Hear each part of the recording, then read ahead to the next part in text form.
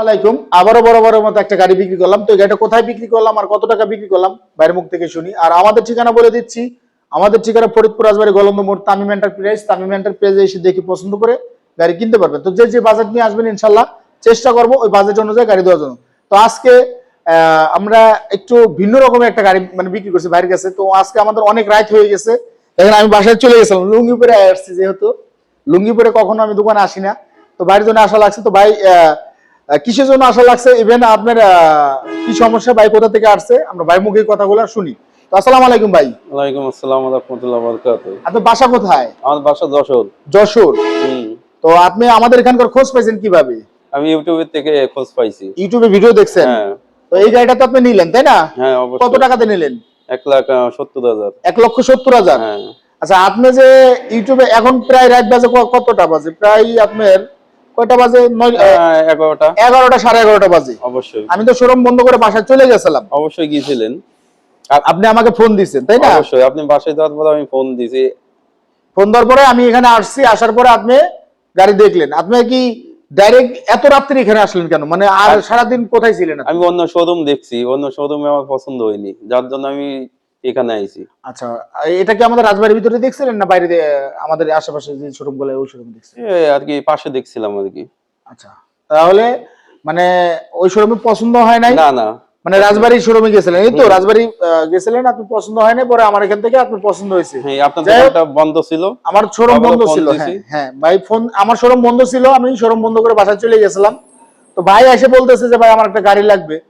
তো এখন আমি চিন্তা করলাম যে ভাই কি গাড়ি নিবে কি নিবে না, এমন তো নাও নিতে পারে, ঠিক আছে।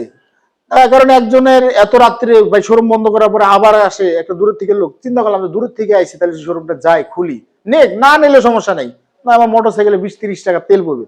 আমার বাসা থেকে শোরুম 3 কিলোমিটার দূরে। তো তারপরও কিন্তু আমি শোরুমে আসছি যে আসি দেখি কি হয়, যদি হয়। এখন দেখি ভাই দেখলো, পছন্দ করলো, দামাদামি করে ভাই বলতেছে নিবে। তো ইনশাল্লাহ আমরা গাড়িটা বিক্রি করলাম। আমরা কোন কাগজ দিয়ে বিক্রি করলাম একটু দেখানোর চেষ্টা করি। এটা হলো আমাদের রাজবাড়ী শোরুমের নিশান শোরুম, বাইলাকান্দি শোরুম, এটার নিশানের গাড়ি।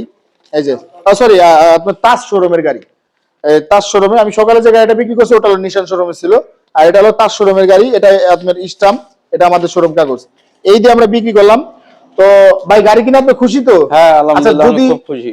যশোর যেহেতু আপনার বাসা, অবশ্যই। আচ্ছা যশোর থেকে যদি কেউ এখানে আসে গাড়ি কিনতে পারবে তো? হ্যাঁ ইনশাআল্লাহ আলহামদুলিল্লাহ। আপনি মোটামুটি আমি যতটুকু আপনার জন্য যা করলাম, আপনি কি এরকম কি কোনো শোরুমওয়ালা করবে ভাই? না না না, এরকম করবে না তো। আচ্ছা, আমি যথেষ্ট খুব ভালো করছি। ধরেন এখন রাত 11টা বাজে, স্টাম্পার দোকান বন্ধ হয়ে গেছে, তাকে আমি ফোন দিয়ে আনাইছি ভাই আমার স্টাম্প করে দিতে হবে, তাকে আনায় স্টাম্প করাইছি।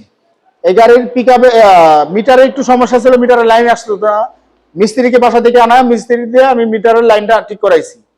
এগুলো তো করছেন তাই না? করে আপনার সামনে আমি তো কোনো কিছু বানা বলতেছি না, আমি এগুলো কমপ্লিট করে এখন রাত বাজে 11টা 11:30 বাজে, আমি পিকআপ ঠিক করছি 4,500 টাকা ভাড়া।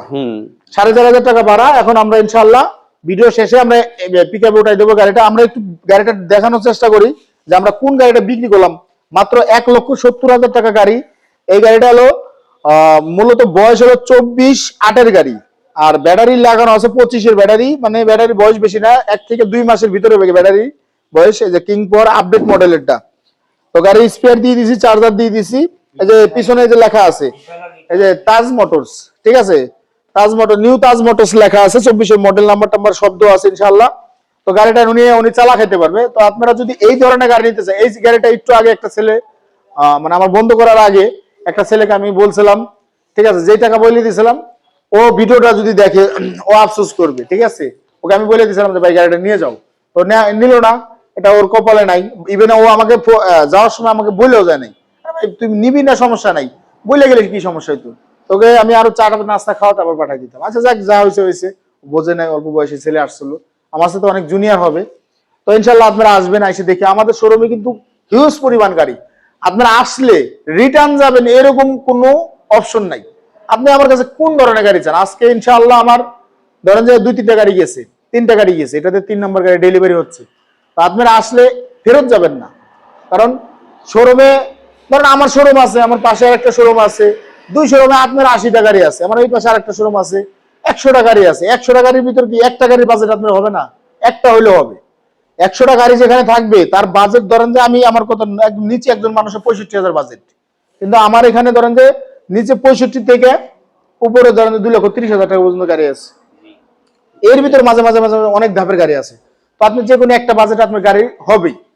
আর যদি না দিতে পারি আর আপনি যদি না নেওয়ার ইচ্ছা থাকে তাহলে দেখা গেল আপনি ওই ওই গাড়ি দেখবেন নিয়ে আসবেন 65,000, গাড়ি দেখবেন 1,00,000 টাকার গাড়ি, যদি আপনার নেওয়ার ইচ্ছা না থাকে।